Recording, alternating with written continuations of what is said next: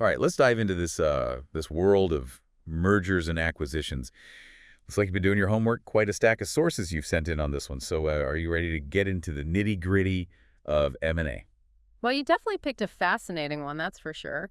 And it's a lot more than just numbers and contracts. We're talking about forces that reshape entire industries, competition, even national security, and yeah, potentially even your job. Okay, so first off, let's decode this regulatory jungle everyone's talking about.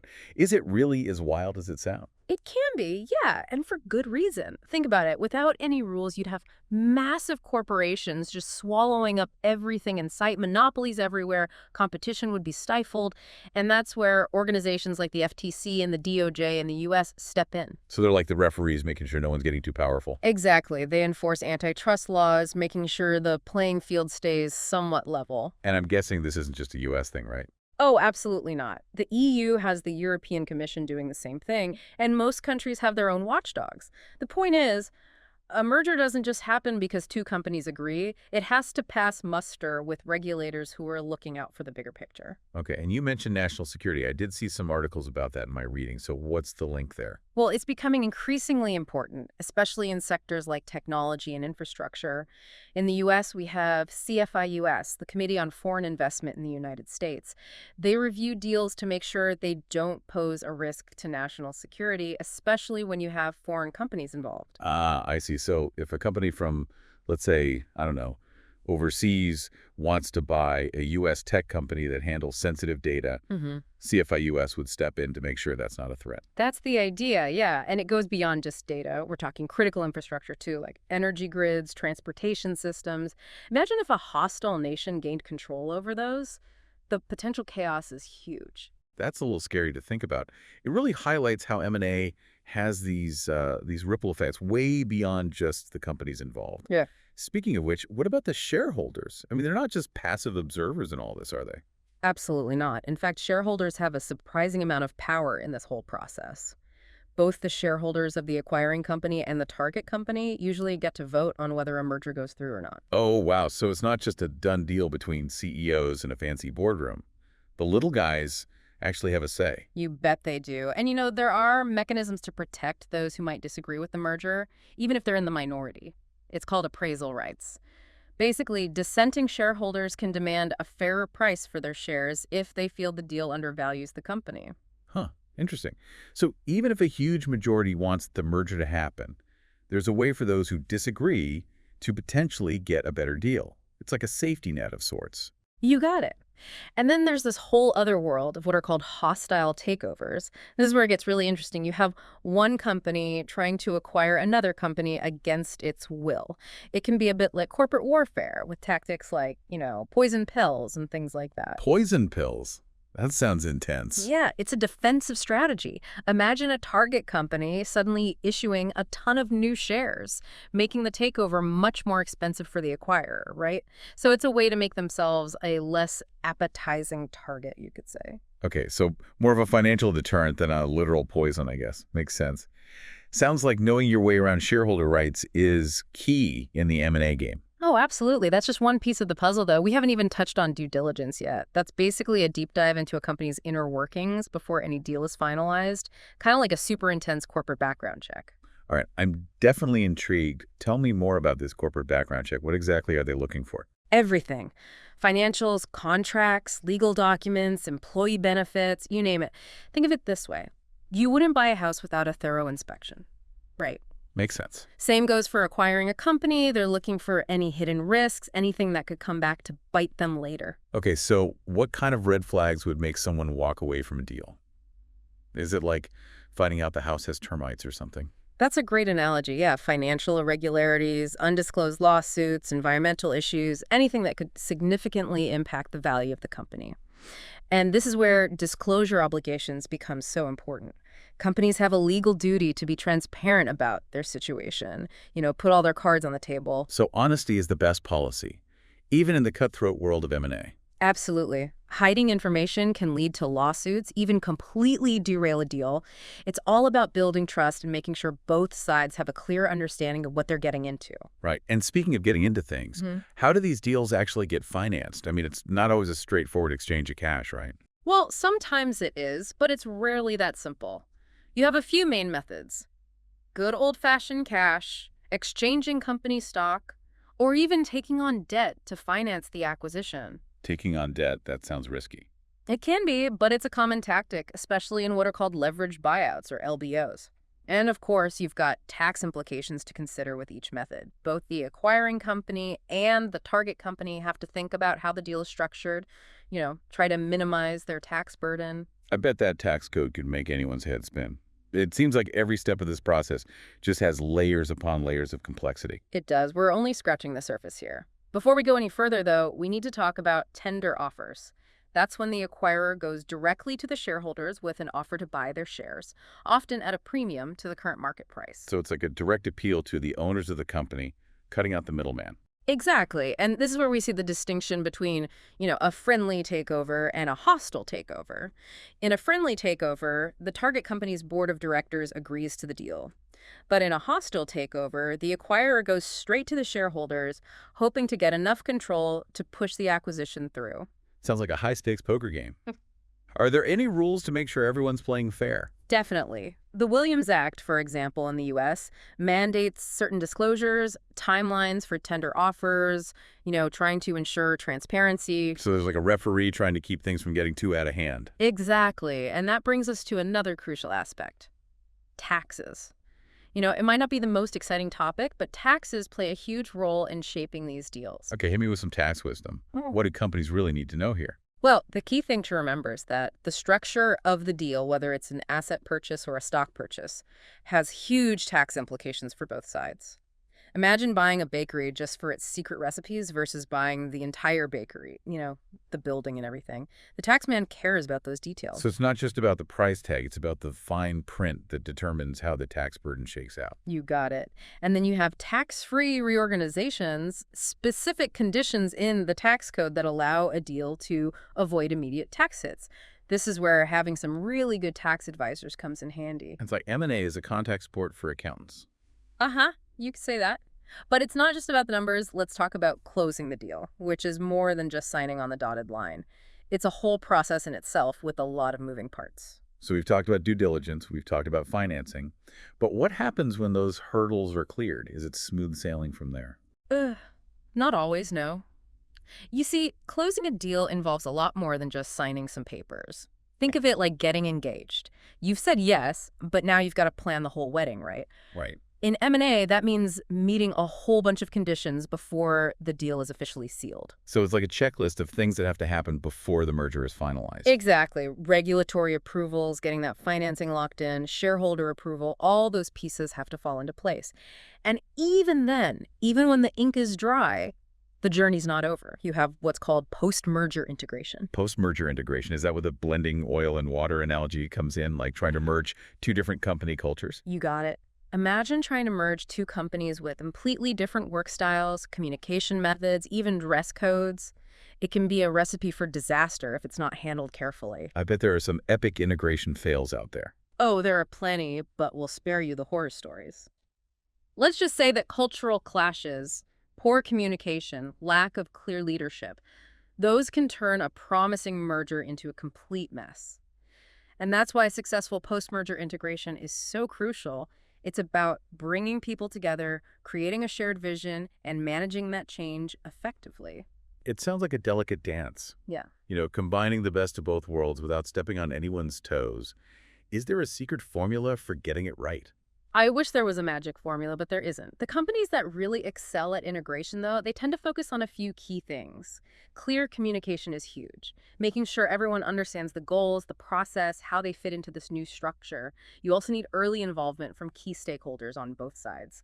So it's about bringing everyone to the table, getting them on board with the vision for the merged company. Absolutely. And it's about respecting those existing cultures while creating a new, unified culture that takes the best of both worlds. Sometimes it means letting go of certain aspects of the old ways to make room for something new and better. Sounds like a lot of change management, a lot of people skills involved, not just a job for the finance folks. You're telling me. And let's not forget about all the legal complexities. When you're merging companies, you're dealing with this tangle of contracts, intellectual property rights, employment regulations. It's a lawyer's playground. Wow, so it sounds like you need a whole army of experts to pull off a successful merger. Lawyers, accountants, HR specialists, change management gurus. It's a team effort for sure. It is. It takes a village, as they say. And we can't forget about the global aspects of all this. When you have companies from different countries wanting to merge, that adds a whole other layer of complexity to the mix. Right, we talked about CFI US earlier. Are there other international regulations that companies need to be aware of? Oh, yeah, tons. Each country has its own set of rules about foreign investment, competition, national security. Then you have international treaties, trade agreements to navigate. It's a real global web we're talking about. So it's not just about knowing the laws in your home country. You've got to be aware of the rules everywhere you're doing business. Exactly. And those rules are constantly evolving, so staying informed and having a good team of experts to guide you is absolutely essential. You know, you mentioned earlier that some of your sources focused on the impact of M&A on jobs, and it's a valid concern. It comes up a lot. Yeah, I've definitely seen articles about mergers leading to job losses, companies streamlining operations and all that. It's a sensitive topic for sure. Absolutely. And it's true that mergers can sometimes lead to job cuts, especially in areas where there's overlap. But the relationship between M&A and jobs is more nuanced than that. So it's not always a doom and gloom scenario for employees. Not necessarily, no. In fact, a successful merger can actually lead to job creation in the long run. You know, if the merger allows the combined company to expand into new markets or develop new products, that can create all sorts of new opportunities. It makes sense. Growth often translates into more jobs, but I imagine it can be a stressful time for employees not knowing what the future holds. For sure. Uncertainty and change are never easy. That's why communication is so important throughout this whole integration process. Keeping employees informed, addressing their concerns, providing support, those things can go a long way in easing the transition. So it's about being transparent, being empathetic throughout the whole thing. Exactly. And recognizing that employees are valuable, they're the ones who will ultimately make or break the merged company, right? Right. Speaking of making or breaking things, let's talk about innovation in the context of M&A. I've seen cases where companies acquire these smaller, more innovative companies to try and boost their own growth. Is that a common strategy? It's becoming more and more common, especially in fast-paced industries like tech. You know, companies are always on the lookout for the next big thing. And sometimes it's easier and faster to just buy a company that's already developed a cutting-edge technology or product than to try to create it in-house. So it's like taking a shortcut to innovation. In a way, yes. Think of Google buying Android. That propelled them to the top of the mobile market. Or Facebook acquiring Instagram, tapping into that younger, more visual audience. Those are great examples, but I'm guessing it doesn't always work out perfectly, right? Trying to integrate a small, agile company into a larger, more established one, that can't be easy. You're absolutely right. Sometimes the cultures clash or the larger company stifles the creativity of the smaller one. And there's always the risk that the technology just won't pan out, right? So it's a gamble, but one with potentially huge rewards if you get it right. Right. And that's where due diligence comes back into play again. Absolutely. Thoroughly evaluating that target company, their tech, their team, their market potential. That's all crucial in these types of acquisitions. You got to make sure you're getting what you paid for and that it fits into your overall strategy. Right. It seems like M&A is this high-stakes game with a lot of moving parts. But let's not forget about the human side of all this. We talked about the impact on jobs, but there are broader ethical considerations too, aren't there? You're right. M&A decisions have these ripple effects that go way beyond the companies involved. We have to think about the impact on local communities, on consumers, even on the environment. Right. If a merger leads to a company shutting down factories in one region and moving operations to another, that could devastate those communities that are left behind. Exactly. And then you have concerns about monopolies, mergers, potentially stifling competition, leading to higher prices for everyone. Companies need to consider the bigger picture, the societal impact of their actions, not just their bottom line. So it's about being a responsible corporate citizen, recognizing that these M&A decisions have consequences that reach far beyond the boardroom. Well said. And this brings us to a really interesting discussion about the future of M&A. As the world changes, so does the M&A landscape. What trends do you see shaping the future of this dynamic field? It feels like we've covered a lot of ground already, from regulatory hurdles to shareholder battles. But we're not done yet. What's next for the world of M&A? What's coming down the pipeline? Well, that's the beauty of it. M&A is always changing. One of the biggest trends we're seeing is the rising importance of technology. And I don't just mean tech companies as targets. I mean technology as something companies need to consider during due diligence, across the board. So it's not just about buying tech companies. It's about understanding how technology affects the whole merger process. Exactly. Things like cybersecurity, data privacy, artificial intelligence, these are all critical areas that can make or break a deal. Yeah. Imagine acquiring a company only to find out they've got these massive security vulnerabilities. That could be a PR nightmare and a financial disaster waiting to happen. It's like buying a house and finding out the wiring is all messed up. Definitely not a fun surprise. So companies need to do their tech homework, really scrutinize those systems during due diligence. Absolutely. And they need to think about how they're going to integrate their IT systems, protect sensitive data, comply with all those regulations. It's a whole other level of complexity. You really need specialized expertise to navigate it. And it's only going to get more complex as technology keeps evolving, right? What other trends are on your radar? Another big one is ESG, which stands for environmental, social, and governance factors. Investors are paying a lot more attention to these things, and it's starting to influence M&A decisions in a big way. So it's not just about the numbers anymore. It's about a company's impact on the world around it. Exactly. Companies with strong ESG performance are becoming more and more attractive as acquisition targets. Think of a company that's really committed to sustainability, ethical labor practices, things like that. They're going to be seen as a better long-term investment compared to a company with a questionable environmental record or a history of, labor issues. It's like a whole new set of criteria for evaluating a company. So M&A is becoming more holistic, looking at a wider range of factors, not just the financials. Absolutely. And this shift towards ESG isn't going away. Investors are demanding that companies align their business with broader societal values, do good while doing well. It's interesting to see how M&A is evolving beyond just a financial transaction. It's becoming a tool for shaping industries, even society as a whole. And that's what makes it so dynamic and exciting. It's not just about numbers and contracts. It's about understanding complex systems, navigating human dynamics. Ultimately, it's about creating value that benefits not just the companies involved, but the world at large. It really has been an incredible journey through the M&A universe. We've learned about the regulatory landscape, the financial intricacies, the human side of these deals. What's the one key takeaway you want our listener to remember as they venture into this world? Well, I think the key takeaway is this. M&A can be a powerful tool to achieve great things, but it's not a magic solution. It takes careful planning, strategic thinking, a deep understanding of all the different elements involved, and most importantly, it requires responsible leadership, recognizing that these decisions have ripple effects that go far beyond just the companies involved. Well said. I think our listener is now armed with a wealth of knowledge about this complex world of mergers and acquisitions. Hopefully they feel equipped to navigate this landscape with confidence and make those informed decisions that lead to success.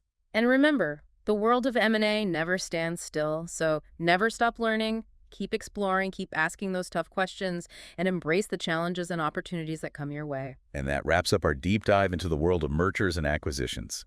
We hope you enjoyed it.